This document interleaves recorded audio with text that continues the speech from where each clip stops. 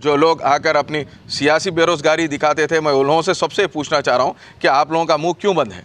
दूसरे हमारे काबिल दोस्त कईयों ये थे उस ज़माने में दौरे हुकूमत टीआरएस में आके हमेशा बाजू बिल्डिंग को दिखा के बाजू पानी में जो सो पत्थर फेंक के पानी की आवाज़ सुना कर जाते थे। आज वो सबके मुंह बंद है। तो मैं ये चीज़ आपको बताना चाहता हूँ, मैं मुसलमानों भाइयों से रिक्वेस्ट करना चाहता हूँ, हमारी जो गवर्नमेंट थी वाकई सेकुलर गवर्नमेंट थी। हमारी गवर्नमेंट आप देख सकते हैं जो भी चीज़ जो भी फ़ैसले करी सबके खुशी के फ़ैसले, हर कौम को लेकर चलने वाली जमात का नाम बीआरएस था।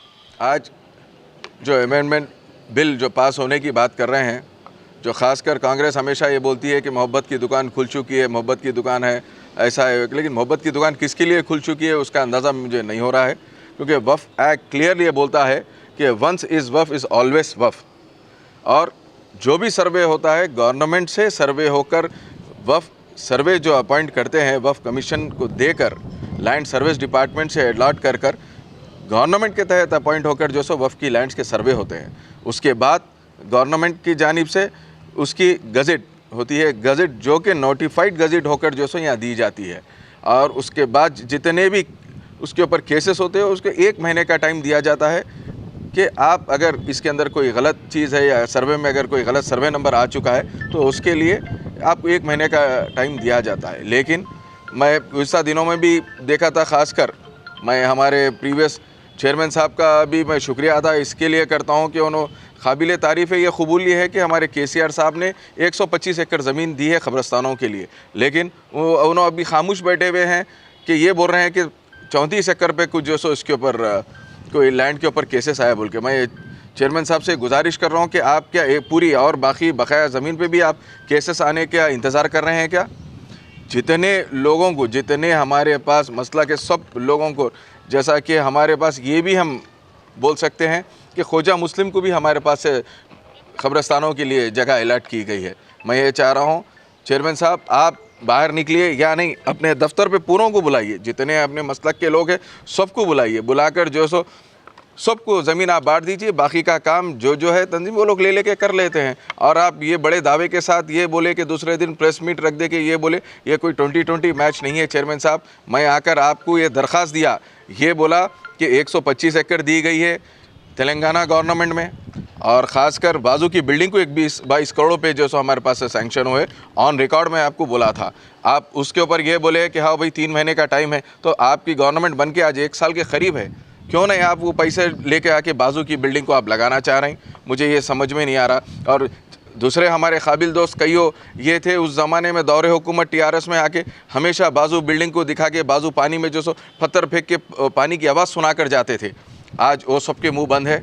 मैं ये चाह रहा हूँ, देखिए आप कोई भी मसले पर आप बात करिए, एहतजाज करिए, ये काबिल तारीफ़ है, समझ में आता, लेकिन कौमी मसलों को लेकर, ख़ासकर मसाजिद को लेकर, क़ब्रस्तानों को लेकर जो लोग आकर अपनी सियासी बेरोज़गारी दिखाते थे, मैं उन लोगों से सबसे पूछना चाह रहा हूँ कि आप लोगों का मुंह क्यों बंद है?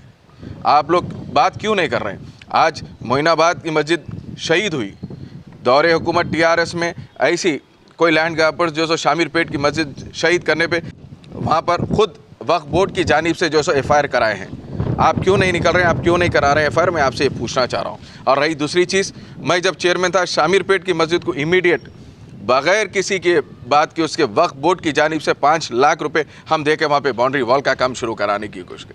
आप क्या कर रहे हैं? आप कब बाहर निकलते हैं? और मैं आपसे गुजारिश कर रहा हूँ चेयरमैन साहब, आप जल्द से जल्द जितने मसलक को अलॉट की गई है ज़मीन क़ब्रस्तानों के लिए, वो सब के ज़िम्मेदारों को, बड़े ज़िम्मेदारों को बुलाइए। मैं ख़ासकर जितने भी ज़िम्मेदार हैं मैं उनसे भी गुजारिश कर रहा हूँ, आप लोग वक्फ बोर्ड को जाइए, जाकर हम टीआरएस की गवर्नमेंट में जो जगह दी गई है क़ब्रस्तानों के लिए, आप लोग जाइए जगह ले लीजिए। और चेयरमैन साहब आप ये भी कह रहे हैं कि मैं दरख्वास्त कर चुका हूँ कलेक्टर साहब को उसकी बाउंड्री के लिए, पैसों के लिए। चेयरमैन साहब मैं आपको ये चीज़ और एक चीज़ आपको आगाह कर दे रहा हूँ, आपको बता दे रहा हूँ कि आपको ये चीज़ के बारे में लाइल्म है, आपको ये चीज़ नहीं मालूम है, या आपके जितने ऑफिसर्स नीचे है या आपका स्टाफ आपको गुमराह कर रहा है।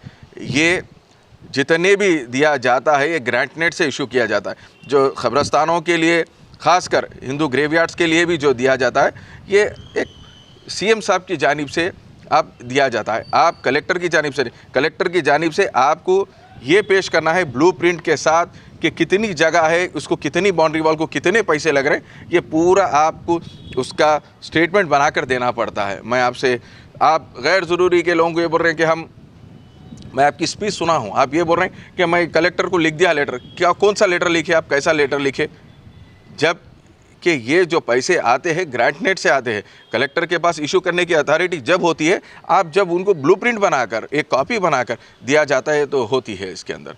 और अब जितने भी लोग कर्नाटका के लोगों को खासकर गुस्सा हम देखते थे प्रीवियस इलेक्शन में, कर्नाटका के कई मुसलमान दिग्गज लीडर, बड़े से बड़े लीडर आकर यहाँ पे बयानबाजी ये करें कि हमारी रियासत में मुसलमानों के साथ ऐसा है। मैं ये बता रहा हूँ कि बाजू की रियासत कर्नाटका की रियासत है, वहाँ पे कर्नाटका की रियासत में आज भी फजर की अजान जो सब बैन है। आप लोग क्यों नहीं पूछ रहे हैं ये बात? आप जब कांग्रेस जो सब मोहब्बत की दुकान बोल के लेके चल रहे हैं बाजू के, तो मैं ये चीज़ आपको बताना चाहता हूँ, मैं मुसलमानों भाइयों से रिक्वेस्ट करना चाहता हूँ, हमारी जो गवर्नमेंट थी वाकई सेकुलर गवर्नमेंट थी। हमारी गवर्नमेंट आप देख सकते हैं जो भी चीज़, जो भी फैसले करी, सबके खुशी के फैसले, हर कौम को लेकर चलने वाली जमात का नाम BRS था।